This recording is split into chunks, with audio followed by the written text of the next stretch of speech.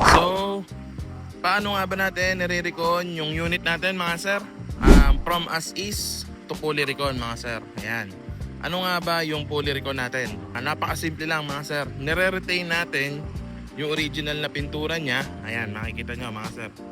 Hanggat kaya nating i-retain yung original paint niya, nire-retain natin mga sir. Tulad nito, medyo hinapyawan natin to ng bagya. Pero at least, presentable or magkakulay sila nung original. Yan, ganun lang tayo mag-recon. Sa chassis naman, wala tayong ginagalaw mga sir. Kundi pinipinturahan lang yung pang ilalim. Yun ang number 1. Mahirap kasi sir na ang gagawin natin dito, magmamasilya tayo para makitang presentable. Hindi tayo ganoon mga sir kasi number 1, hate natin yung mga may bulutong, merong alawang. Mahirap kasi sir yung nagbebenta tayo ng ganon. Number 1 yon na hindi tayo nagbebenta ng falsifikado or may tama yung chassis mga sir. So ito, fully recon na. Ang ginawa na lang natin dito, binugahan yung ilalim, inayos, and then bapping.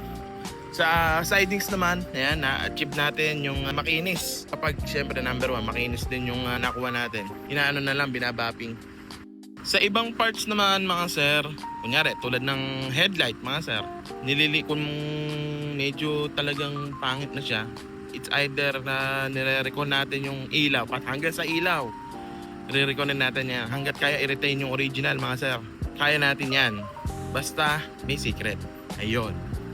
Yung mga ibang mga gamit nito, kunyari, sira, mga ilaw, papalitan din natin ng mga original na Japan. Meron din naman tayong mga kahit konting pan-Japan, meron din tayo mga sir.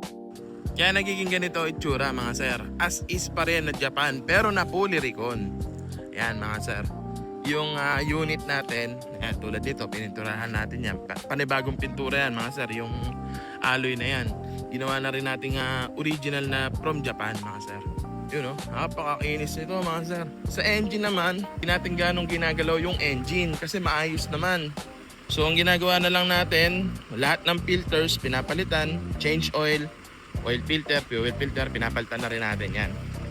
Yun o, napakakinis mga sir pagka original na pintura yung ginamit natin. Napakasimple lang namin mag-recon mga sir. Hindi naman katulad ng iba. Kasi nire-retain natin yung maayos, maganda.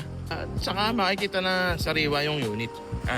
Bago namin i-recon to, syempre, ang ginagawa na lang natin, hinahayaan natin na as is. And then, sila na ang mamimili kung ano yung kukunin nila. As is nilang nakikita lahat mga sir. So ito, nakita nilang as is, pinuli recon lang natin. So yun lang yung mga ginagawa natin dito pagka fully recon mga sir. Napakasariwa ng unit. So kung kayo nagbabalak na bumili, message lang po kayo or tumawag sa number na naka-flash lagi dyan sa screen natin mga sir. Kaya yan mga sir, quality na unit, dito lang yan. Yun no? Wow!